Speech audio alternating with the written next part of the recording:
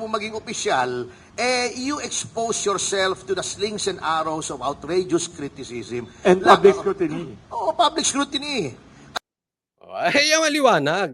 Kaya nga paulit-ulit, meron pong jury, ito nga sinasabi nila, pag ikaw ay politiko, huwag kang balat sibuyas. Yan po ay hindi lang kasabihan. May jurisprudence po dyan. Ibig sabihin, ng jurisprudence, meron silang nadesisyonan na batas patungkol dyan sa pagiging balat sibuyas ng isang politiko. At yan po ay sinabi ng hukuman na huwag kang dapat balat sibuyas. At ang jurisprudence po ay, ito po ay nagiging batas. Pwede mong gamitin ito. Kaya nga sa mga politiko, kung ayaw nyo nang kayo ay pinupuna, huwag na po kayong tumakbo. Huwag na po kayong maging politiko, magnegosyo na lang kayo at kayo pa ang bossing. Pwede mong sitahin yung mga tao sa paligid mo. Hindi ka nila pwedeng i-social media. Hindi ka nila pwedeng pakialaman. Bakit pera mo yan eh? The fact na ikaw ay politiko ang nagpapasahod sa'yo, mga Pilipino. Kaya hindi ka pwedeng balat sibuyas. Dapat alam nyo yan. Tumanda kayong paurong. Tumanda kayong politiko. Ang tagal nyo ng politiko, hindi nyo pa alam yan. Pambira. Ang dami dyan, di ba? O si Sara, di ba sinasabi, inuubos yung confidential fund. May dinimanda pa siya? Wala. Wala. So sa senaryo ng legal bilang abogado and political analyst, may patutunguhan ba itong investigasyon o harassment lang to, or pwedeng worst case scenario, pwede ba nilang alisin ang prangkisa? Sabi ni Honey Aileen, ang vlog ni Banat Bay, ang Katniel lang at yung sa mga nag-iingay sa kalsada. Honey Aileen, saan ka po nakatira? Napanood ko yung vlog ni Banat Bay eh. Sinabi niya nga yung patungkol sa nangyari dito sa hearing ng SMNI. Ano ba? Hindi, joke lang ha. Galit ka? Hindi, nagpapaliwa. Sino bang nakapanood? Paki-explain kay Honey Aileen yung blinag ni Banat Bay. Ba't tayo napunta kay Banat? Ang gulo-gulo kasi nito si ano? Ano? Based on one incident, mga ganyan. Is it strong enough legally? Curious lang ako.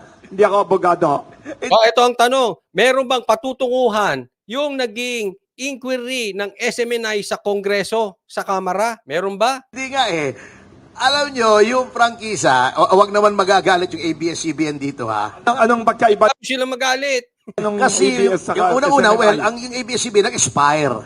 Hindi na-renew. Hindi inalis. Hindi inalis. Number two, may mga alegasyon, o wag na nating sabihin totoo, kung alegasyon na may non-payment of taxes, may a violation ng labor code. As in fact, ako mismo, I personally, nagdemanda ako sa DOLE on behalf of Jobert Sucaldito, alleging violation of labor laws. Ibig sabihin, ang prangkisa is not easily granted and it should not easily be revoked. So Dapat, yung series of violations. Yan, teka muna, yan ang tanong. Okay, ang tanong kanina, meron bang mangyayari dito sa inquiry ng Kamara, sa SMNI? Ang sagot niya, hindi, i-connect natin, hindi sila pwedeng igaya sa ABS. Kasi ang dapat dito, ang prangkisa hindi madaling ibigay at hindi rin madaling tanggalin. Hindi porket hindi sang-ayon sa iyo ang isang channel, tatanggalin mo. Iba ang SMNI. Bakit? Ang SMNI ay may series. Para dun sa hindi nakakaintindi, please repeat after me. Series. O sino nanonood ng Netflix, alam nyo ibig sabihin ng series.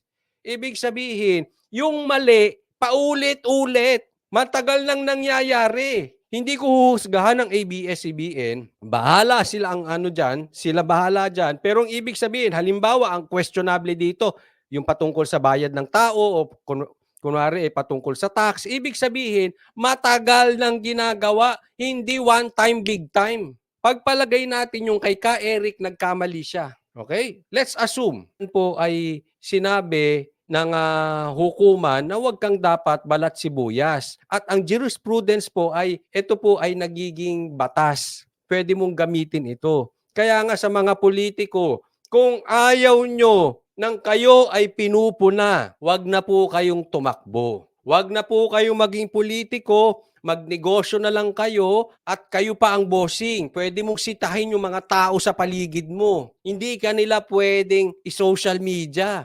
Hindi kanila pwedeng pakialaman. Bakit? Pera mo yan eh. The fact na ikaw ay politiko ang nagpapasahod sa'yo, mga Pilipino. Kaya hindi ka pwedeng balat sibuyas. Dapat alam nyo yan.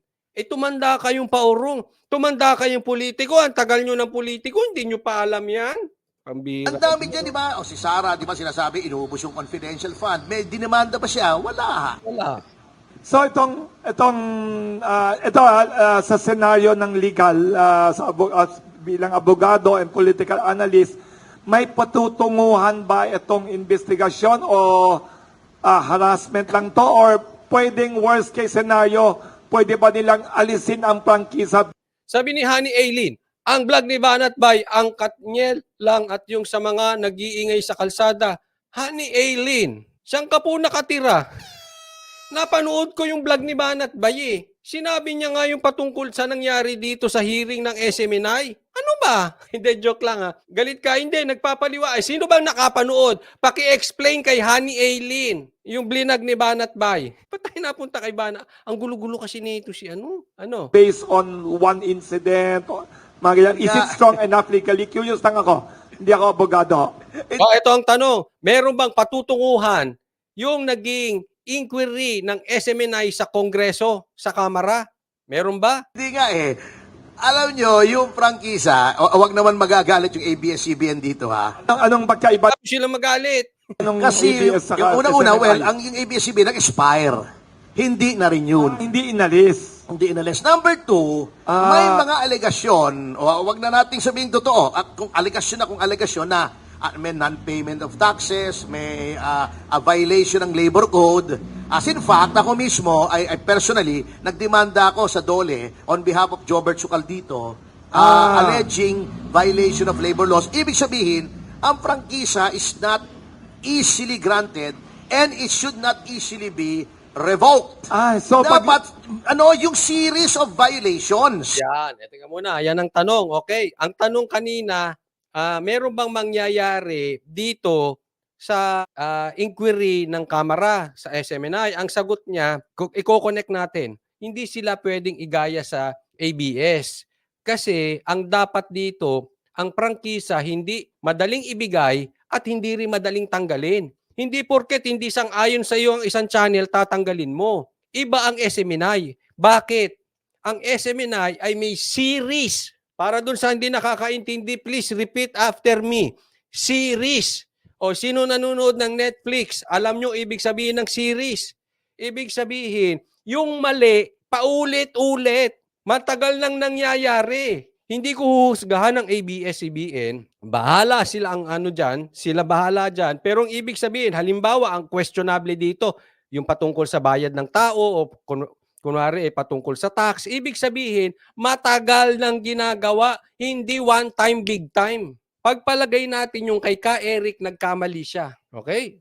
Let's assume, which I really don't agree that much, pero let's assume nagkamali si Eric one time. Tatanggalin mo ang prangkisa ng SMNI sa isang pagkakamali.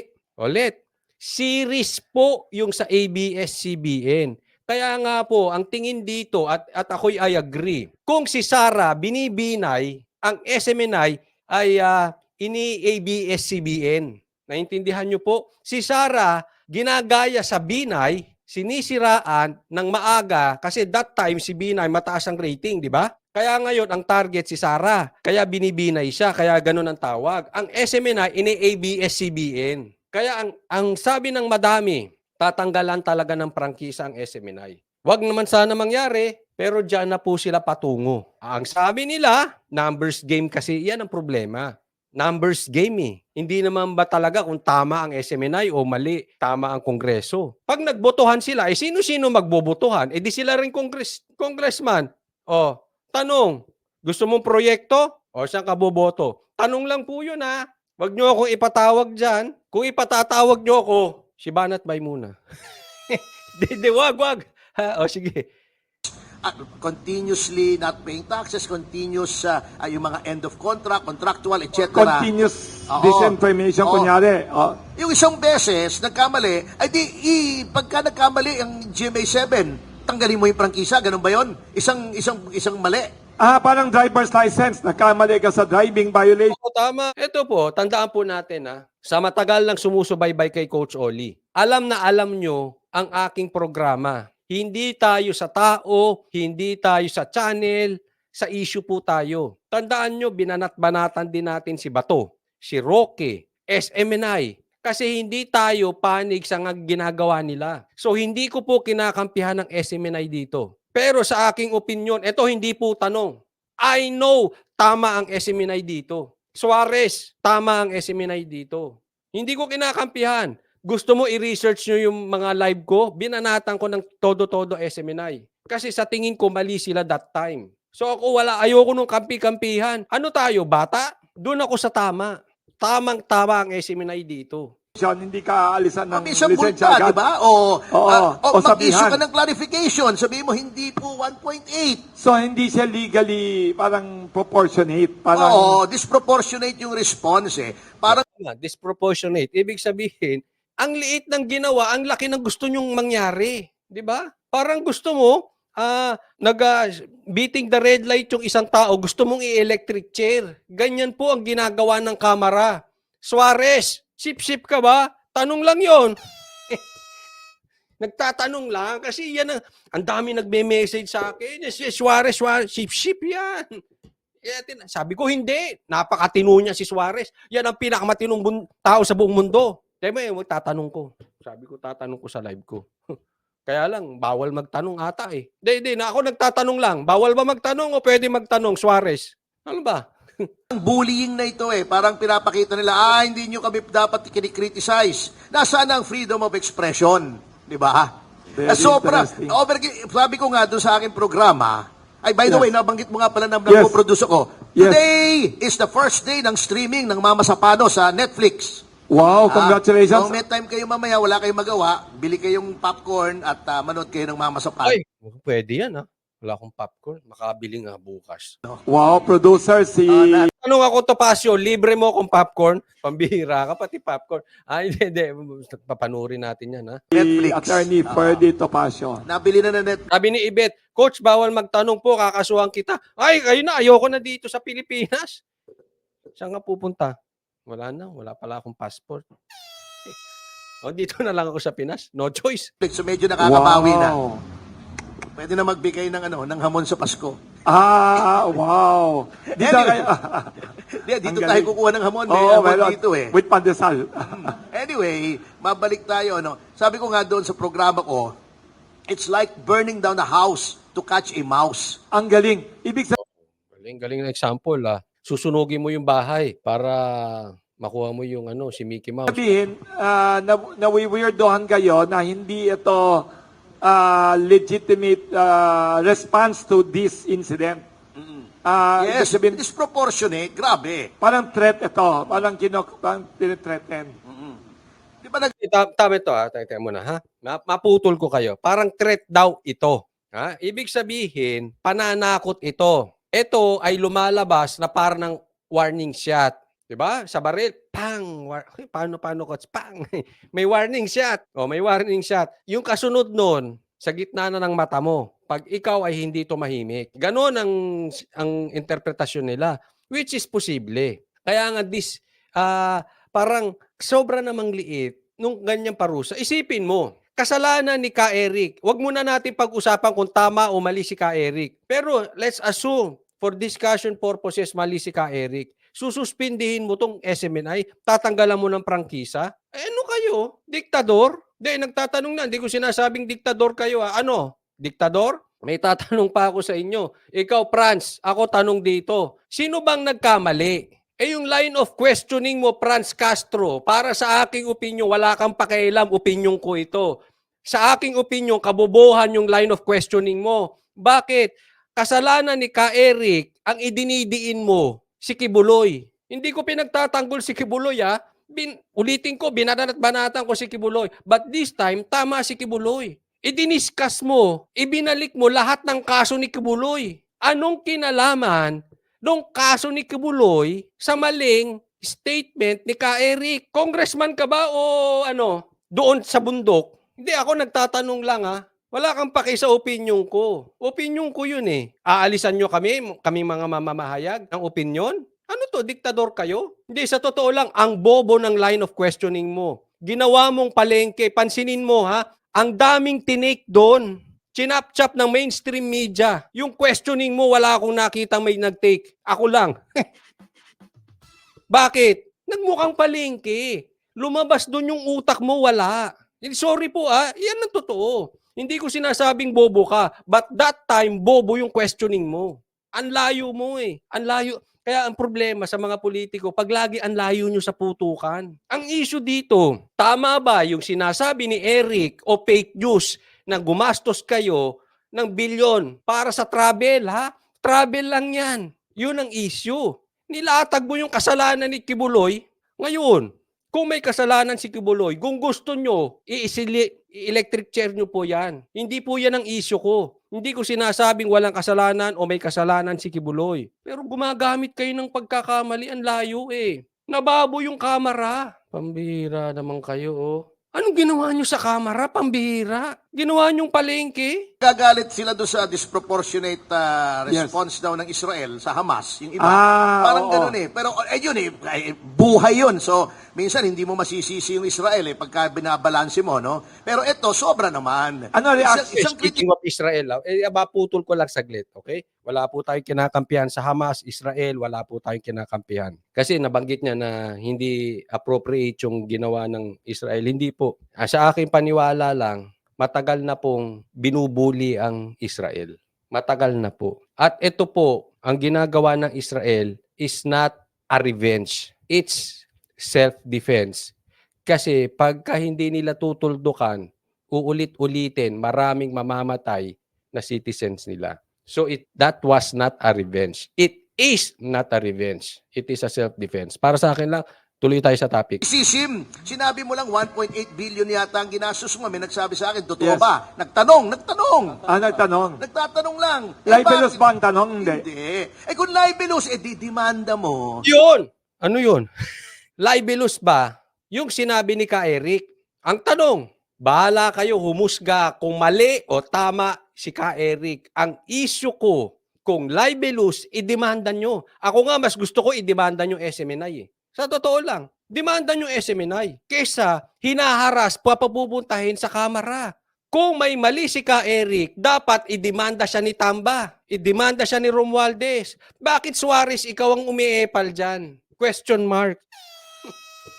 Bakit ikaw ang sumisip-sip di umano dyan? Ba't mo pinatawag? Ano ba to? Issue ni Romualdez o issue nyo? Bakit nadamay ang Kongreso? Yan yung sinasabi. Kaya ayaw magdemanda, demanda nyo. Yan din ang sinabi natin eh. Kasi pag dinemanda, mawawala sa kanila yung home court. Hindi na nila pwedeng litisin dyan sa ano. Nasa hawak na yan ng korte. Wala na sa kamera. Di nawala yung home court. Naiintindihan? Hindi nila hawak ang korte eh. Independent body ang korte. Kaya nga, kung mas gusto ko pa, kung mali si Ka Eric, idemanda si Ka Eric. Pero ba't nyo idadamay ang SMNI? And at the same time, pwedeng sumagot ng tama si Ka Eric doon. Pwede siya mag-abogado, pwede siya magtanong sa abogado. Nangyayari dito, pag ano mo, syempre pagtutulungan ka mga congressman yun eh. Pag sinagot mo, babarahin ka, baka ipakulong ka pa. Hindi fair. Home court yun eh. Sir, advice ko lang, alis konti dun sa home court. Dun nyo. Kung libelous, edi sige. Demanda nyo. By all means. Gusto mo, 3 pa demanda nyo kay Ka Eric eh. Hindi naman porket nag-libel yung isang komentarista, violation na ng prangkisa. Alam nyo, in any, Yes. alam mo yan, partner, di ba? Kasi alam mo, ang habol nila dito si ano. Kaya nga, binalik nila ng binalik kay Kibuloy. Ang dami nilang tanong kay Kibuloy. Yes. Commentator ka rin, may radio show ka rin, may TV show ito sa Margo TV. Yes. Yan, kasama si Jubes. Attorney, may tanong ako. Kasi nababasa ko kagabi, bago kayo dumating dito, research ko itong issue. Kahapon nandito din si Mga sabi dito, mga bully pa lalo na kaya nga, binubuli. Ano ba tayo? Bulihan na tayo dito? Kung gusto nyo ng bully, kontakin nyo yung Facebook page ko. Nagbebenta po ako ng bully. Exotic bully, lilak. Pero yung bully ko mabait. Yung bully dyan, hindi. Attorney Harry Roque. Anong ang tingin nyo, nababasa ko yung balita, pati yung ownership ng station, ng SMNI, by your client, Attorney Pastor Kibuloy, ginagawang issue. Ano yan? Bakit ho sinama Ewan doon? ko, ano bang problema? Pilipino naman si Pastor Kibuloy. Yun nga foreign-owned, hindi nila iniimbestigahan sa Kongreso, di ba? Oo. Nandiyan, So, nag-exist pa rin. non-issue dapat. Oy, parang Okada yun ah. Okada issue yan? Attorney Topacio? O yung foreign, ano daw, hindi tinatanong. O yung ba yung mga channel na may foreigners, ang investors. Nagtatanong lang ako, Attorney Topacio, wag mo ako idemanda ha. Ito. Oo, non-issue. Kahit na sinong mag-aari yan. At saka yung ownership, alam nyo, yung mga commentators katulad namin, ako nasa Aliw TV 23 ako, sa DWIC. Maraming May opinion. independence yang Bawat yung mga commentators nyo. Yung views ng komentarista are not the views of the station owner, of the franchise holder. May So- independence po kami.